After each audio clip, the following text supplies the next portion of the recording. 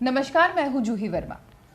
मध्य प्रदेश के उपचुनाव में मतदान होने के बाद अब नतीजों का दिन बहुत नजदीक है और सारी पार्टीज अपने अपने तरीके से ये स्टडी कर रही हैं कि किन सीटों पर वो हार सकती हैं, किन सीटों पर जीत सकती हैं और कहां पर नेक टू नेक फाइट ऐसी मिल सकती है कि आखिर तक चुनाव के नतीजे क्लियर ना हो। और इस बीच सिंधिया समर्थकों के लिए बुरी खबर आ रही है। खबर यह है कि कुछ सिंधिया समर्थक अपनी वो सीट हार सकते हैं जहां से पिछला यानी कि 2018 का विधानसभा चुनाव उन्होंने जीता था। और ये सिंधिया समर्थकों में कुछ सिंधिया समर्थक तो ऐसे हैं जिन्हें मंत्री पद दिया गया, जैसे इमरती सिंह, महेंद्र सिंह सिसोदिया, नरेंद्र सिंह तोमर, इसमें गिरिराज दंडोतिया का नाम भी शामिल है जो राज्य मंत्री बनाए गए।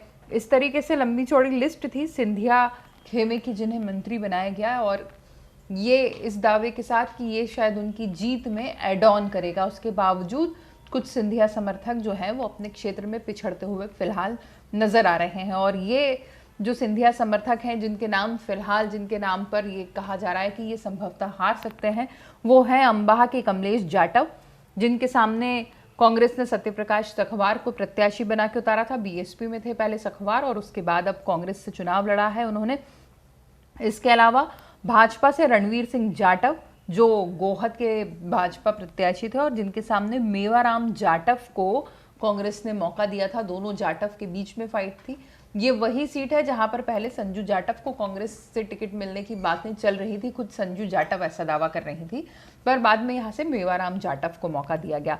तो यहाँ पर ये दो जो जाटव कैंडिडेट थे ये फिलहाल पिछड़ते हुए नजर आ रहे हैं। और इनके अलावा जो बड़ा नुकसान सिंधिया को होता हुआ नजर आ रहा है वो है गिरिराज दंडोतिया का, जो दिमनी से प्रत्याशी थे और उनके सामने रविंद्र सिंह तोमर चुनाव लड़ रहे थे।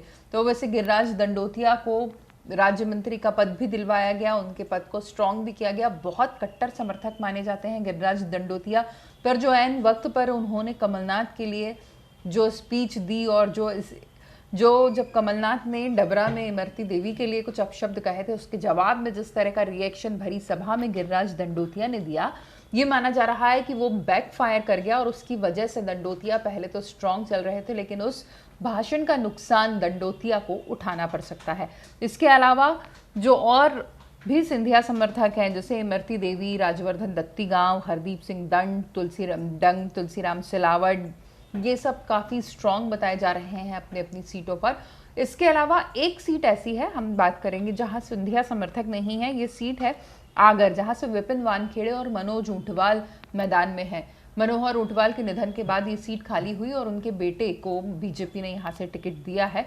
तो अब यहाँ पर विपिन वानखेड़े जो भारतीय जनता युवा मोर्चा के भी बड़े चेहरे रहे हैं, काफ़ी दमदार नेता हैं और काफ़ी समय से मेहनत कर रहे हैं वो इस क्षेत्र में अपनी पैठ बनाने के लिए, उन्हें मौका मिल गया है।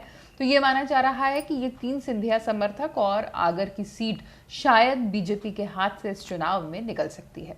नमस्कार।